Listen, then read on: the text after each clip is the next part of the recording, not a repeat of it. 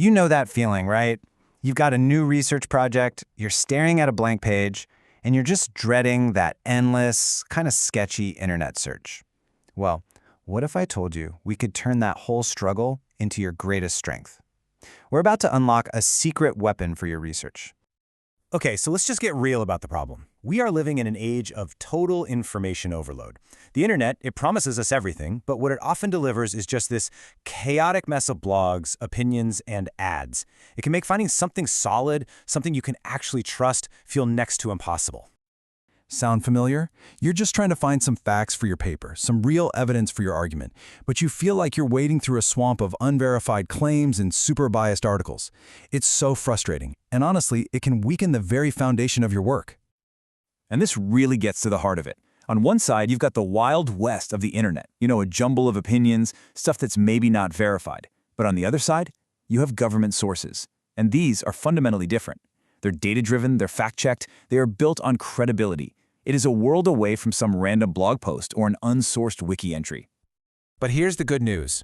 There is a powerful solution, and it's this resource that's, it's often overlooked, just sitting right under our noses. Government documents. You got to start thinking of them as a massive public treasure trove of high-quality information. And when I say huge volumes, I mean huge. Every single year, the government produces just an unbelievable amount of information. And listen, this isn't just dry policy speak. It's a really valuable asset, filled with fascinating insights on pretty much any topic you can think of. So let's break down exactly why this treasure is so valuable. First off, it's credible and reliable, obviously. But it's also free to access, which is a game changer. It makes research accessible to everyone. The scope is also incredibly wide-ranging and interdisciplinary. I mean, a NASA report could be just as useful for an engineering student as it is for historians studying the Cold War. And maybe the most important part? It provides first-hand evidence. That lets you be the historian, getting straight to the source without anyone else's filter. So, you ready to start digging? Let's break this treasure trove down into 3 key resources you can use to make your research stronger, more original, starting right now. First up, primary sources. These are the raw materials of history and policy. Think of it this way. They aren't someone's opinion about an event. They are a direct piece of that event itself. And that's really the magic of it, isn't it? Primary sources give you this direct window into another time. They empower you to interpret an event for yourself, totally free from the bias or spin of others. You get to forge a much stronger connection to your topic. And we're not talking about some obscure, hard-to-find items here. We're talking about the text of congressional hearings, presidential speeches, even historical maps. You could literally use census records to trace how a city is changed, or analyze old agency pamphlets about civil defense to really get the vibe of that era. Okay, next up.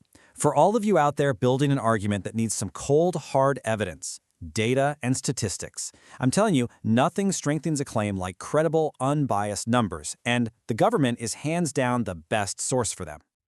Looking for population and housing trends? Boom, the U.S. Census Bureau is the gold standard. Anything related to employment, wages, the Bureau of Labor Statistics has your back. And for public health data, the CDC publishes mountains of information. These agencies give you the raw numbers you need to build a truly evidence-based argument. Now, the third and final resource category. This one is an absolute goldmine: high-quality research and reports. Government agencies are constantly funding and publishing tons of scientific and social research that you can just use to inform your work. For example, you can access incredibly detailed technical reports from NASA, find cutting-edge medical research from the National Institutes of Health, or read these deep-dive policy analyses from the Government Accountability Office. This isn't just secondary info, it's world-class research, and it's just available to you, for free.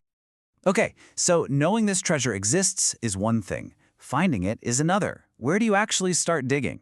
Well, it's way easier than you think. Here's your guide to access. Just think of this as your personal treasure map. Step 1, start at your university library. Seriously, don't overlook it. Your librarians are experts, and the databases they pay for often organize government docs in ways that are way easier to search. Step 2, go directly to the source.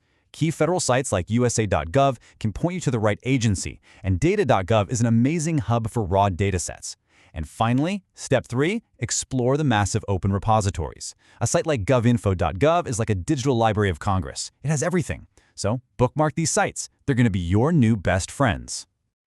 All right, let's bring this all together. By using these documents, you're not just finding sources, you're fundamentally changing the quality and originality of your work. You are about to seriously supercharge your next project. So what's the ultimate payoff here? Well, it means your work is no longer just a summary of what other people have said. Your projects become stronger because they're built on a foundation of facts. Your arguments become way more original because you're the one analyzing the raw materials. You learn to be truly evidence-based, and you get to interpret events for yourself without the filter of someone else's bias. That's huge. So the next time you're staring at that blank page, remember this treasure trove. The evidence for your most compelling paper, for your most convincing presentation, your strongest argument yet, it's out there, right now, waiting in a public document. The only question is, what will you discover?